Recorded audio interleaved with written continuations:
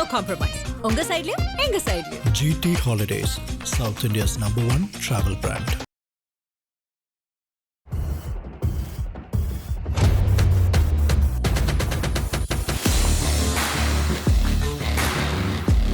இந்த மாவட்டத்துடைய வளர்ச்சி பணிகளில் அக்கறை கொண்டவர் நம்முடைய மாநிலங்களவை உறுப்பினர் தம்பி ராஜேஷ்குமார் அவர்கள். மார்க்கு அமைதியாகவும் செயலில் புயலாகவும் இருக்கிற தம்பி ராஜேஷ்குமார் நான் வளர்த்த இளைஞரணியின் ப்ராடக்ட்.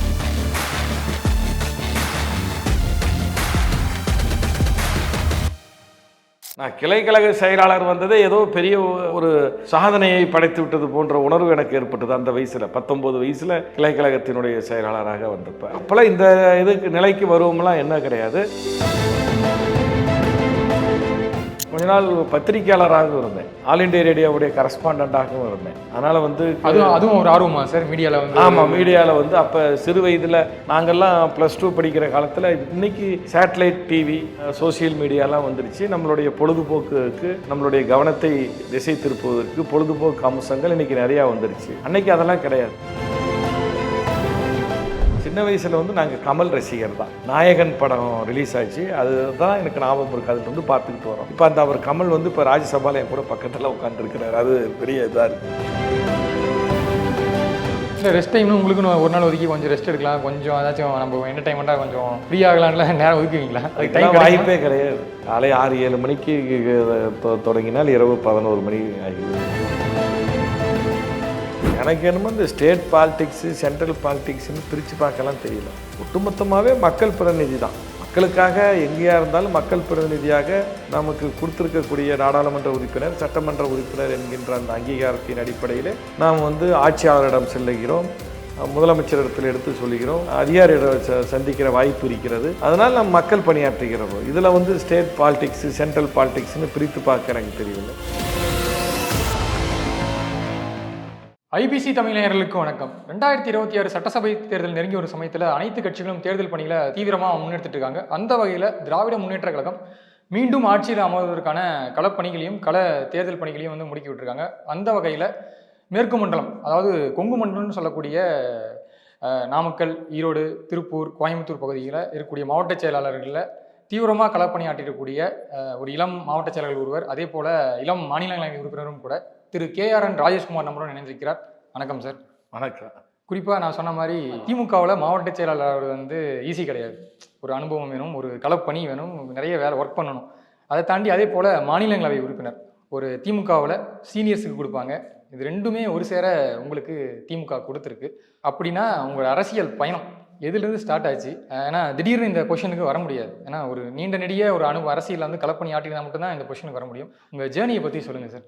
அதாவது நான் ஏற்கனவே உங்கள்கிட்ட ஒரு முறை சொன்ன மாதிரி என்னுடைய குடும்பமே பாரம்பரியமிக்க திராவிட முன்னேற்ற கழகத்தில் தொன்று தொற்று வரக்கூடிய குடும்பமாக. என்னுடைய தாத்தா வந்து தந்தை பெரியார், பேரறிஞர் அண்ணா, தலைவர் கலைஞர், பேராசிரியர் ஆகியோரோடு நெருங்கிய பழக்கம் கொண்டவர்.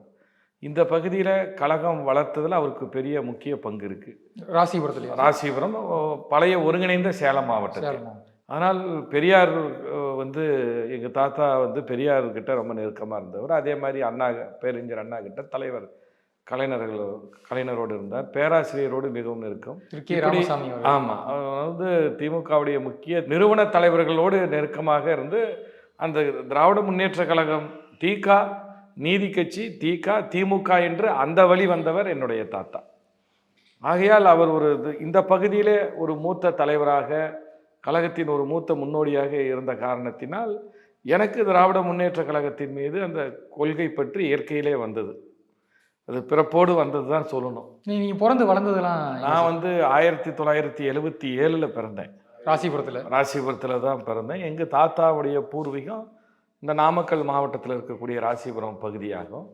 எங்கள் குடும்பம் வந்து ஒரு விவசாய குடும்பம். அது மட்டும் இல்லாமல் எங்கள் தாத்தா வந்து கூட்டுறவு இயக்கத்தில் இந்த பகுதியில் கூட்டுறவு வங்கிகளை உருவாக்குவதில் அவருக்கு மிகப்பெரிய பங்கு இருந்தது. அவர் பெரிய கூட்டுறவாளர்.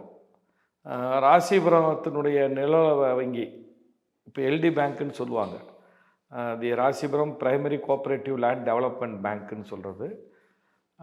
அந்த வங்கியினுடைய 1962 அந்த வங்கியினுடைய தலைவராக தேர்ந்தெடுக்கப்பட்டார் காங்கிரஸ் ஆட்சி காலத்தில். அப்போவே வந்து மாநில வங்கியினுடைய இயக்குனராகவும் இருந்தார். பேரறிஞர் அண்ணா அவர்கள் கூட திராவிட முன்னேற்ற கழகத்தின் சார்பாக கூட்டுறவு வங்கி தலைவராக தேர்ந்தெடுக்கப்பட்டதில் ராமசாமி முக்கியமானவர்னு சொல்லியிருக்கிறார். அந்த மாதிரி மிகப்பெரிய கழகத்தில் தன்னை முக்கிய பங்கு இந்த பகுதியில் எடுத்துக்கொண்டார் என்னுடைய தாத்தா. அந்த அவருக்கு ஒரு பெரிய கேஆர் ராமசாமின்னு இங்கே தெரியாதவங்களே இருக்க மாட்டாங்க, கேஆர்னு சொல்லுவாங்க. அதனால் வந்து இந்த தொடர்புனால் எனக்கு வந்து இந்த இயக்கத்தின் மீது, கொள்கையின் மீது, ஏன்னா என் தாத்தா அதில் இருந்த காரணத்தினால் எனக்கு அது இயற்கையாகவே வந்தது. ஆனால் என்னுடைய ஸ்கூல் படிக்கிற காலத்திலிருந்து. ஆனால் என் தாத்தாவுக்கு நான் மட்டும் பேரன் கிடையாது. இதில் தான் நீங்கள் இந்த வாரிசு அரசியல்னு சொல்கிறீங்களே, அதில் தான் ஒரு இன்ட்ரெஸ்டிங்கு.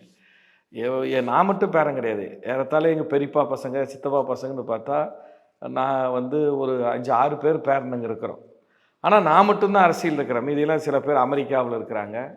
என்னுடைய தம்பி கூட பாதுகாப்பு ஆராய்ச்சித்துறையில் பாதுகாப்பு உற்பத்தியில் வந்து அவர் HAL சீஃப் இன்ஜினியராக என்னுடைய தம்பி இருக்கிறார். அதனால் ஒவ்வொருத்தரும் ஒவ்வொரு பணியில் இருக்கிறாங்க. எனக்கு வந்து இந்த பொது வாழ்க்கையும் திராவிட முன்னேற்ற கழகத்தினுடைய இந்த கொள்கை மீது ஏற்பட்ட பற்று, நான் 12ஆம் வகுப்பு முடித்த பிறகு கல்லூரிக்கு நுழைந்ததிலிருந்து நான் திராவிட முன்னேற்ற கழகத்தில் என்னை முழுமையாக இணைத்து கொண்டேன்.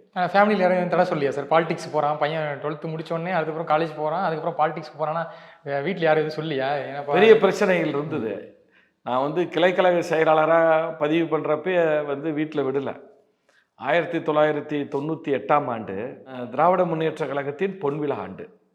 அந்த பொன்விழா ஆண்டின் போது தான் நாமக்கல் மாவட்டம் வெண்ணந்தூர் ஒன்றியத்திற்கு உட்பட்ட கோரைக்காடு அப்படிங்கிற ஒரு பகுதியினுடைய கிளைக்கழகத்தை, திராவிட முன்னேற்ற கழகத்தினுடைய கிளைக்கழகத்தை பதிவு செய்து அதனுடைய கிளை செயலாளராக முதலில் தேர்ந்தெடுக்கப்பட்டேன் 1998. அதன் பிறகுதான் என்னுடைய இந்த பயணம் தொடர்ச்சியாக நான் என்னுடைய கல்லூரி படிப்பை முடித்தேன். என்ன படிச்சீங்க சார்? நான் வந்து BA கூட்டுறவு, BA கோஆப்ரேஷன். ஏன் கோஆபரேட்டிவ்னா தாத்தா அந்த? ஆமாம், தாத்தா வந்து கூட்டுறவு இயக்கத்தோடு இருக்கிற தொடர்பு. அதனால் வந்து தாத்தா கிட்டேருந்து எப்படி இந்த கட்சிக்கு வரணுங்கிற எண்ணம் வந்ததோ எனக்கு, அதே மாதிரி தாத்தாவுடைய பெரிய கூட்டுறவாளர் இந்த பகுதியில் வந்து GP சோமசுந்தரம், காளியண்ண கவுண்டரு, அந்த வரிசையில் எங்கள் தாத்தா கேஆருங்கிறவர் இந்த பகுதியில் இருக்கக்கூடிய லட்சக்கணக்கான டிராக்டர்கள், விவசாயத்திற்கான கடன்களை வழங்குவதற்கு முதலில் கூட்டுறவு நில வங்கியை ஏற்படுத்தி, அதாவது பிரைமரி லேண்ட் டெவலப்மெண்ட் பேங்கை, கோஆபரேட்டிவ் பேங்கை ஏற்படுத்தி அதன் மூலமாக கடன்களை வழங்கி இந்த பகுதியினுடைய விவசாய வளர்ச்சிக்கு இப்போ மிகப்பெரிய ஒரு பெரும் பங்கு ஆற்றினார். ஆகையால் யாருக்கிட்ட கேட்டாலும் வந்து இன்னும் கூட நாங்கள் சிறு வயசெல்லாம் போகிறப்ப உங்கள் தாத்தா லோன் கொடுத்து தான் இந்த டிராக்டர் வாங்கணும் அப்படின்லாம் சொல்லுவாங்க. நிறைய பேர் அப்போல்லாம் வந்து ஒரு வாத்தியார் ஆகுன்னு சொல்லிட்டு BA இங்கிலீஷு, MA இங்கிலீஷ் அந்த மாதிரி படிப்பாங்க, இல்லை இன்ஜினியரிங் போகலாம், இல்லை மெடிசன் போகலான்னு நினைப்பாங்க. ஆனால் BA கோஆபரேட்டிவ் சூஸ் பண்ணி, கோஆபரேட்டிவ்னா அது ஒரே இந்த கோர்ஸ் வந்து வேறு எங்கேயும் கிடையாது, சேலம் ஆர்ட்ஸ் காலேஜில் தான் இருந்தது. அதனால் BA கூட்டுறவு நான் படித்தேன். அதுக்கப்புறம் MCOM படித்தேன். அப்புறம் கூட்டுறவு மேலாண்மையில் டிப்ளமோ படித்தேன். இதுதான் என்னுடைய கல்லூரி படிப்பு. இல்லை என்ன எய்மா இருந்துச்சு சார்? அப்போ வந்து நம்ம வந்து பாலிடிக்ஸில் போயிட்டு கட்சியில் பெரிய ஆளாகி இல்லை வந்து மக்கள் பிரதிநிதியாகணும்னு ஒரு எண்ணமாக இருந்துச்சா? அந்த எண்ணம் கிடையாது. அப்போ வந்து நான் மாவட்ட செயலாளராக வருவோம்லாம், நான் இயக்கத்தில் நான் இணைக்கிறப்ப நான் கிளைக்கழக செயலாளர் வந்ததே ஏதோ பெரிய ஒரு சாதனையை படைத்து விட்டது போன்ற உணர்வு எனக்கு ஏற்பட்டது அந்த வயசில். 19 வயசில் கிளைக்கழகத்தினுடைய செயலாளராக வந்தப்போ. அதனால் வந்து அப்போல்லாம் இந்த இதுக்கு நிலைக்கு வருவோம்லாம் என்ன கிடையாது. இயக்கத்தில் வந்து நாம் கழகத்தில் நம்ம இணைத்து கொள்ள வேண்டும், பாடுபட வேண்டும் அப்படிங்கிற மாதிரி. அதே மாதிரி எனக்கு நம் தாத்தாவை போன்று தொண்டாற்றி இந்த இடத்தில் நல்ல ஒரு பெயரை எடுக்க வேண்டும். ஏன்னா இங்கே இருக்கிற அனைத்து கட்சிக்காரர்களும் ஒத்துக்கொள்வார்கள். எங்கள் தாத்தாவை KR ராமசாமி, வெளாங்காட்டு ராமசாமி என்று சொன்னால் ஏழை எளிய மாணவர்களை இந்த பகுதியிலே படிக்க வைத்ததில் அவருக்கு மிக முக்கிய பங்கு இருக்கிறது. அனைவருக்கும் உதவி செய்து இந்த பகுதியில் அவரை தெரியாதவர்கள் யாரும் கிடையாது. பிரபலமாக கோயம்புத்தூரில் இருக்கக்கூடிய ஜெம் ஆஸ்பத்திரி பழனிவேல் அவருடைய தன்னுடைய வரலாற்று பாதையை பற்றி ஒரு தன்னுடைய சுயசரிதையை பற்றி எழுதுகின்ற போது கூட எனக்கு தாத்தாவை குறிப்பிட்டு எழுதியிருக்கிறார். ஏராளமான மருத்துவர்களை இந்த பகுதியில், பொறியாளர்களை, வேளாண் பட்டதாரிகளை உருவாக்கியவர். அதனால் அது போன்று வந்து நாமும் பொது வாழ்க்கையிலே ஈடுபட்டு தொண்டாற்ற வேண்டுங்கிற அந்த எண்ணம் எனக்கு இயற்கையில் வந்தது. தாத்தா தான் இன்ஸ்பிரேஷன் உங்களுக்கு? ஆமாம் ஆமாம். அப்பயே நான் வந்து பேராசிரியர் இங்கே வர்றப்ப, நான் பள்ளியில் படிக்கிறப்ப, கல்லூரியில் நாம் பள்ளி படித்து கொண்டிருக்கிற போது இந்த அரசு மேல்நிலைப் பள்ளிக்கு இனமான பேராசிரியர் பெருந்தகை அவர்கள் கல்வி அமைச்சராக இருந்து தாத்தா அழைத்து வந்தார். அப்பொழுதே வர இருப்பேன். அப்புறம் 98க்கு பிறகு 2098 கிளை செயலாளர். சார் காலேஜ் முடிச்சிங்க, அதுக்கப்புறம் என்ன அதுக்கப்புறம் என்ன ஜாப்லாம் ஜாயின் பண்ணீங்களா? அதாவது முதல்ல கூட்டுறவு எல்டி பேங்க்கில் கொஞ்ச நாள் வேலையும் பார்த்தேன். இங்கே வெண்ணந்தூர் எல்டி பேங்க்கில் கொஞ்ச நேரம் இந்த கூட்டுறவு படித்ததுனால் அது தொடர்புடைய வங்கியிலையும் இருந்தேன். ஆனால் என்னுடைய எண்ணம் முழுக்க வந்து அரசியலை நோக்கி தான் இருந்தது. அப்புறம் கொஞ்ச நாள் பத்திரிகையாளராகவும் இருந்தேன். ஆல் இண்டியா ரேடியோவுடைய கரஸ்பாண்டாகவும் இருந்தேன். அதனால் வந்து அதுவும் ஒரு ஆர்வமா சார் மீடியாவில் வந்து? ஆமாம், மீடியாவில் வந்து அப்போ சிறு வயதில் நாங்கள்லாம் +2 படிக்கிற காலத்தில் இன்றைக்கி சேட்டலைட் டிவி, சோசியல் மீடியாலாம் வந்துருச்சு. நம்மளுடைய பொழுதுபோக்குக்கு, நம்மளுடைய கவனத்தை திசை திருப்புவதற்கு பொழுதுபோக்கு அம்சங்கள் இன்றைக்கி நிறையா வந்துருச்சு. அன்றைக்கி அதெல்லாம் கிடையாது. அன்றைக்கி வந்து ஆல் இண்டியா ரேடியோ தான், இங்கே இருக்கக்கூடிய திருச்சி வானொலி நிலையத்தில் தான் நான் பகுதியில் நிறைய இளைய பாரதம்னு நிகழ்ச்சி இருக்கும். அந்த இளைய பாரத நிகழ்ச்சிகளில் நான் பங்கு பெற்று நான் வந்து இளைய பாரதத்தில் நிறைய நிகழ்ச்சிகளை வழங்கியிருக்கிறேன். அப்புறம் ஆல் இண்டியா ரேடியோவுடைய கரஸ்பாண்டாகவும் சிறிது காலம் இருந்தேன். இருந்தாலும் என்னுடைய தீராத ஆசை, வேகம் இயக்கத்தில் இருக்கணும் தான். 98 கிளை செயலாளராக வந்த பிறகு தொடர்ந்து ஏறத்தாழ 6 வருடங்கள் கிளை செயலாளராக இருந்தேன். 2003 தான் நான் வந்து ஒன்றிய துணை செயலாளராக வந்தேன். அப்புறம் மாவட்ட பிரதிநிதியாக தேர்ந்தெடுக்கப்பட்டேன். ஒன்றிய விவசாய தொழிலாளர் அணி அமைப்பாளராக இருந்தேன். அதுக்கப்புறம் 2011ஆம் ஆண்டு நம்முடைய கழகத் தலைவர் தளபதி அவர்கள் தமிழ்நாடு முழுக்க இந்த இளைஞர் அணியை சீரமைக்க வேண்டும் என்று சொல்லி ஒரு வயது வரம்பை நிர்ணயித்து நேர்காணல் நடத்தி இளைஞர் அணியினுடைய நிர்வாகிகளை தேர்ந்தெடுத்தார். அப்பொழுது நான் அந்த நேர்காணலில் பங்கு பெற்று ஒருங்கிணைந்த நாமக்கல் மாவட்டத்தினுடைய மாவட்ட இளைஞர் அணி அமைப்பாளராக தேர்ந்தெடுக்கப்பட்டேன். 2011ஆம் ஆண்டு அந்த பொறுப்பில் தேர்ந்தெடுக்கப்பட்ட பிறகு 2019 வரை ஏறத்தாழ ஒரு 9-10 ஆண்டு காலம் மாவட்ட இளைஞர் அணி அமைப்பாளராக இருந்தேன். அதற்கு பிறகுதான் மாவட்ட கழகத்துடைய செயலாளராக, பொறுப்பாளராக எனக்கு முதல்ல வழங்கினார். அப்புறம் மாவட்ட செயலாளராக நான் தேர்ந்தெடுக்கப்பட்டேன். தாத்தா வந்து இந்த பகுதியில் ஒன்றிய செயலாளராக இருந்தார். பெரிய பெரிய பொறுப்புகளெல்லாம் இருந்தார். ஆனால் அவர் அந்த பொறுப்புகள்லாம் இருந்தபோது கூட அவர் 2000 மறைந்து விட்டார். அதுக்கப்புறம் நீங்கள் சுயமா அதுக்கப்புறம் வந்து எனக்கு இதில் இருக்கக்கூடிய இந்த லட்சியத்தில் இருக்கக்கூடிய நம்மளுடைய உறுதி, இந்த கொள்கையின் மீது இருக்கக்கூடிய பற்று, நம்முடைய உழைப்பு, இதுதான் இந்த இயக்கத்தில் அடுத்தடுத்த நிலைக்கு நம்மை உயர்த்தும். அதுக்கு நானே ஒரு மிகப்பெரிய சான்று. தொடர்ந்து மாநிலங்களவை உறுப்பினர் உங்களை தேடி வருது. நான் உங்களை சூஸ் பண்ணியிருக்காரு தமிழ்நாடு சிஎம். ஸோ அதற்கு என்ன காரணமாக பார்க்குறீங்க? என்ன உங்கள்கிட்ட சொன்னார்? கண்டிப்பாக சூஸ் பண்ணோடனே உங்கள்கிட்ட பேசியிருப்பார். என்ன சொன்னார்? அதாவது என்ன மாநிலங்களவை உறுப்பினராக தலைவர் தேர்ந்தெடுக்கப்பட்ட காரணம், 2021 சட்டமன்ற தேர்தலில் எனக்கு போட்டியிடுவதற்கு வாய்ப்பு இல்லை.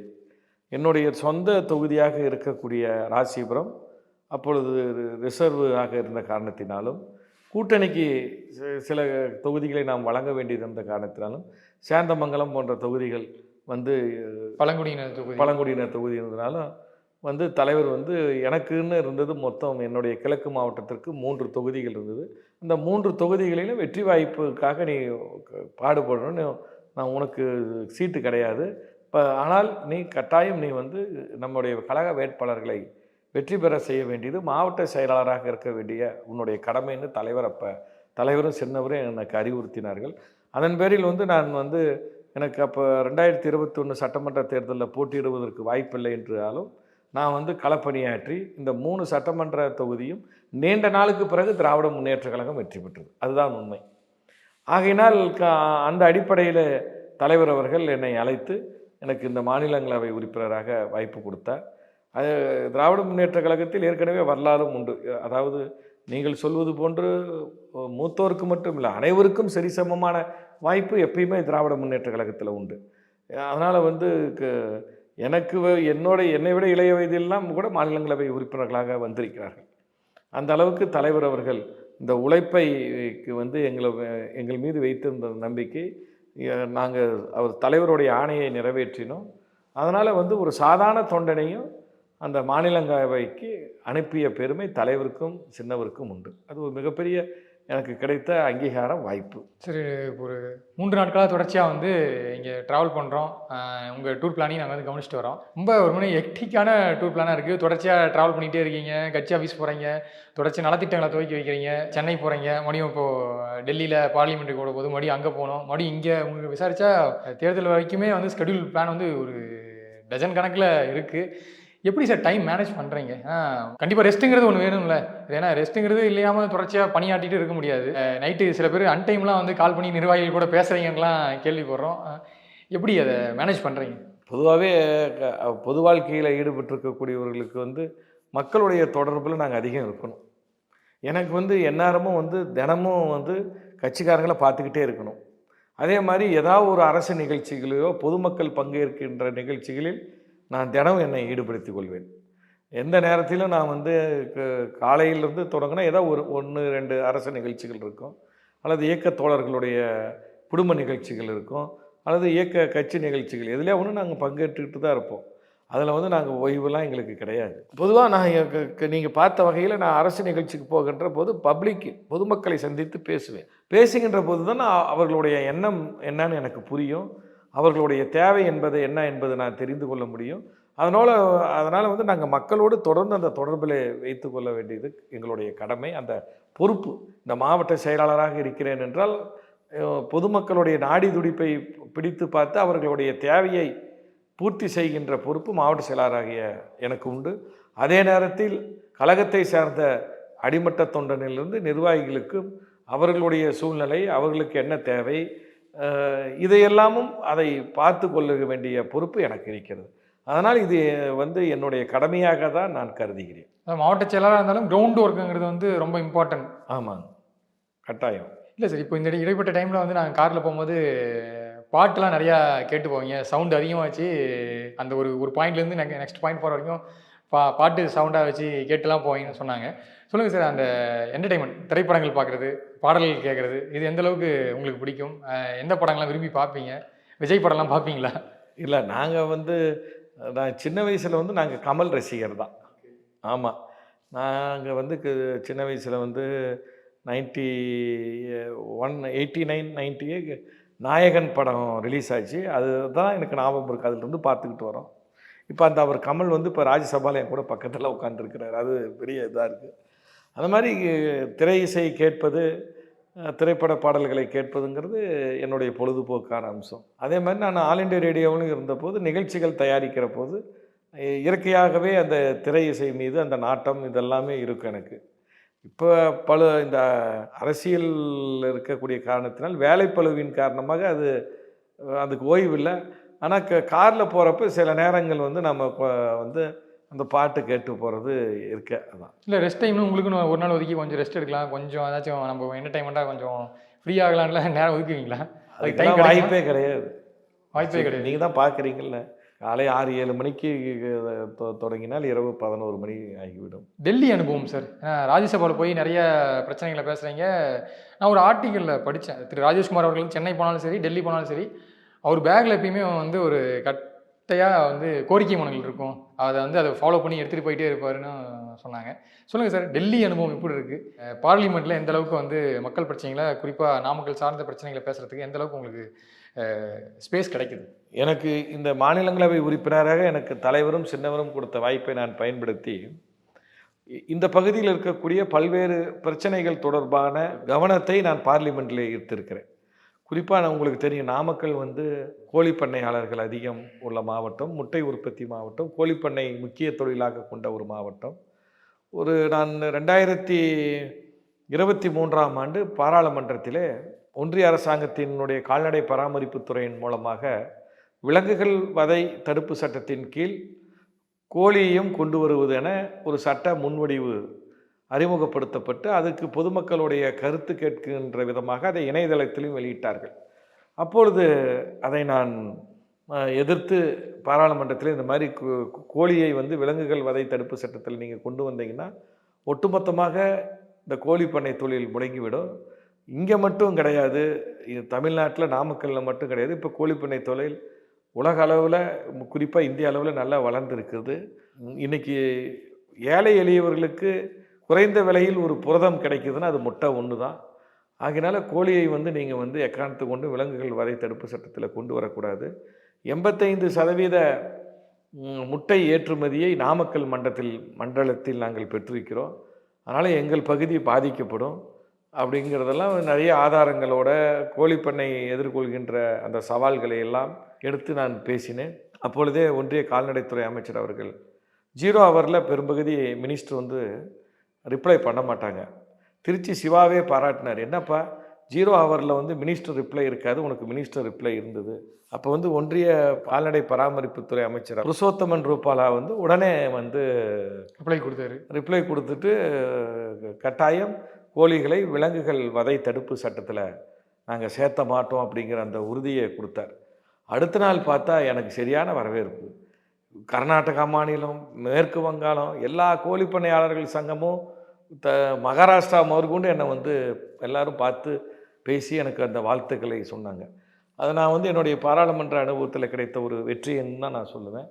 அதற்கு அடுத்தது அட்டெண்டன்ஸும் கரெக்டாக மெயின்டைன் பண்ணிட்டு இருக்கீங்க. அதையும் நான் மெயின்டைன் பண்ணுவேன். அதுக்கு அடுத்தது அடுத்தது நாமக்கல் திருச்சி நெடுஞ்சாலை அது தேசிய நெடுஞ்சாலை. அதை இருவழிச்சாலையாக தான் இருந்தது.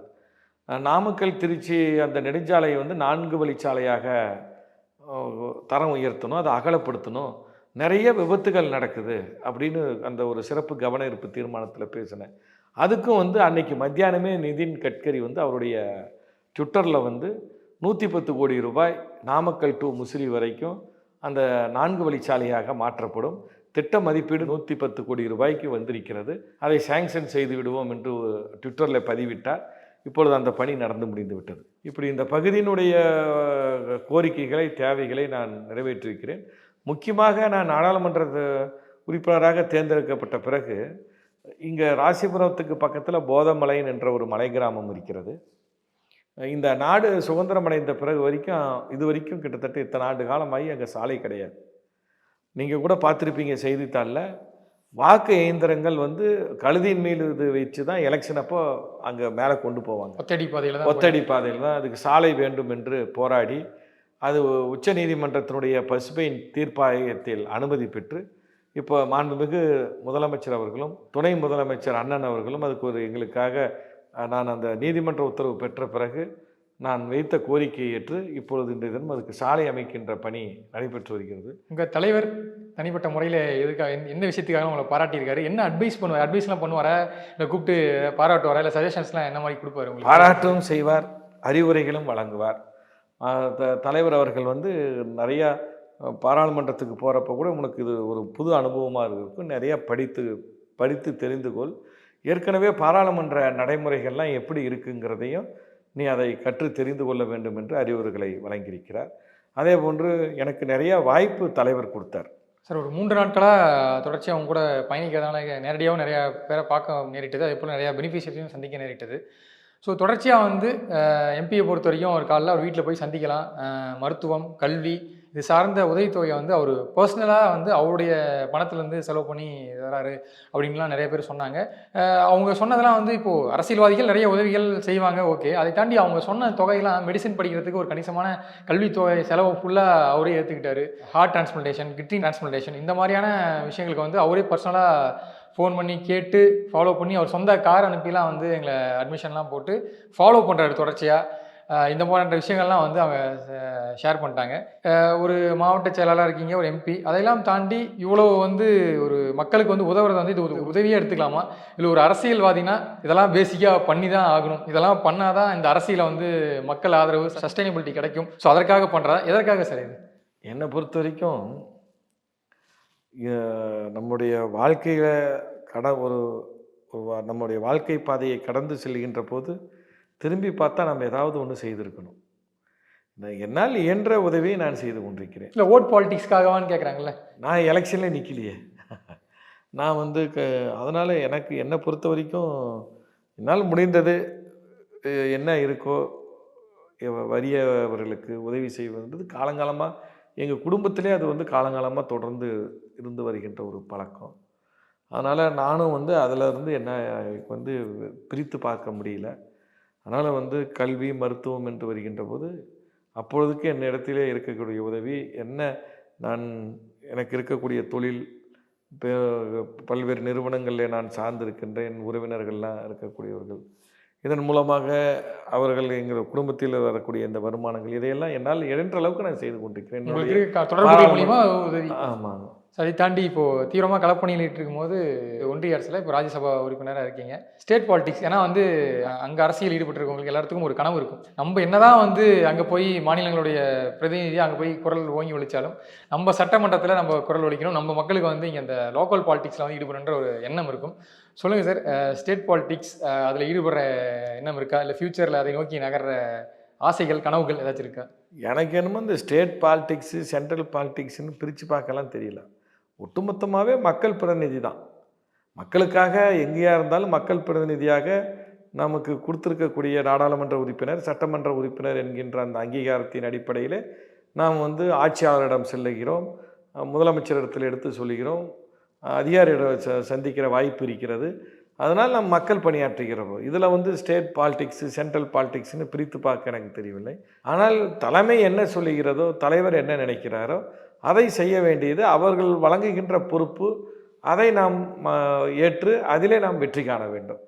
ஆகையால் அதை நான் பிரித்தெல்லாம் பார்க்கல. மக்கள் பணியாற்றுவதற்கு எனக்கு வாய்ப்பு கொடுத்துருக்கிறார், அதை நான் செய்கிறேன், அவ்வளோதான். ஓகே சார், அரசியல் பணி, கட்சி பணி, இதை தாண்டி நிறைய மக்கள் நல பணிகளை வந்து முன்னெடுக்கிறீங்க. உங்கள் பயணம் இதே போன்று தொடர்ந்து இருக்க எங்கள் சார்பாக வாழ்த்துக்களை தெரிவிச்சிடும். நேரம் ஒதுக்கி நிறைய தகவல் உங்களை பற்றியும் உங்கள் அரசியல் பயணத்தை பற்றியும் நிறையா ஷேர் பண்ணிட்டீங்க. நேரத்திற்கும் நன்றி சார். நன்றி. No compromise. உங்க சைட்லயும் எங்க சைட்லயும். GT Holidays, South India's #1 travel brand.